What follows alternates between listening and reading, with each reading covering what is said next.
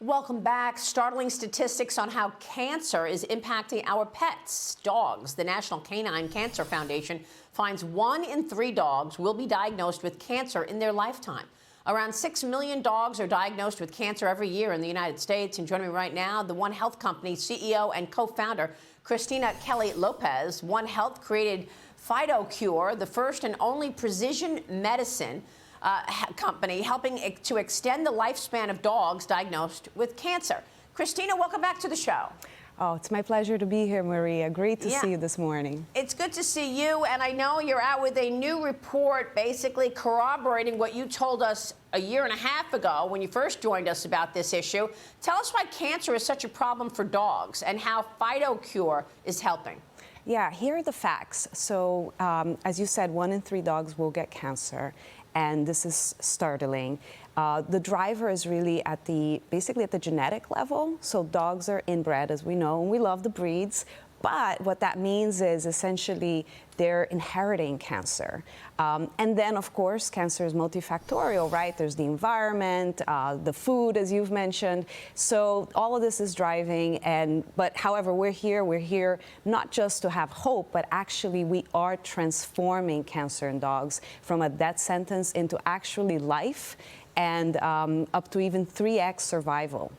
Yeah, I want to ask you about that. You say that you're transforming cancer in dogs from death sentence to 3 times survival, which is an incredible number, Christina. But first, tell us how cancer is hitting dogs. Do you think it's largely the environment, or is it the food? How does that happen? So dogs are much more genetically, like basically the breeding, right? So essentially, sadly, cancer is getting passed on.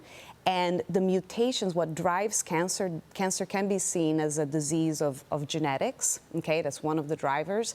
And dogs are basically, you know, we love, like, let's say, golden retrievers. Sadly, they have a very high propensity for many cancers. So it's basically the inheritance, okay? So that's number 1. And then number 2, dogs have accelerated aging compared to us. And cancer can also be seen as a disease of aging. So these 2 factors are really strong drivers of cancer in dogs. Wow. And then you get also the environmental, right? All the things that we, know that are carcinogenic, and then nutrition, all of that. But first and foremost, really, it is the breeding. It's the breeding. All right, so FidoCure. I know you're also using artificial intelligence and advanced technology to get ahead of this, prevent, diagnose, and treat pets with cancer. Tell me how you're doing that at FidoCure. So right now, the paradigm of cancer has been very much to be reactive, maybe even proactive. We're shifting that. We're shifting that to predictive pet healthcare. And we can do that precisely because we can hone in and really understand what's driving the cancer, right? And because of the accelerated lifetime of dogs, so almost all the problems we are turning into the solutions. We're understanding at the genetic level what's driving the cancer. We can intervene at the right time, at the right place, know the next best action. And in that, we're gathering so much data, Maria. So when I came here, this was like a promise. We're realizing the promise.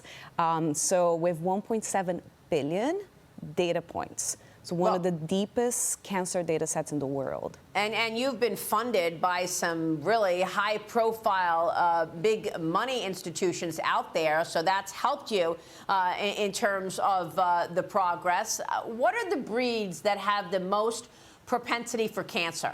And tell me about the pipeline that you're looking at for FidoCure. Yeah, so the breeds, golden retrievers, as I mentioned, love them, but Labrador retrievers, German shepherds. Wow. So these are some of the top breeds, not just in the United States, but globally. So that's number 1.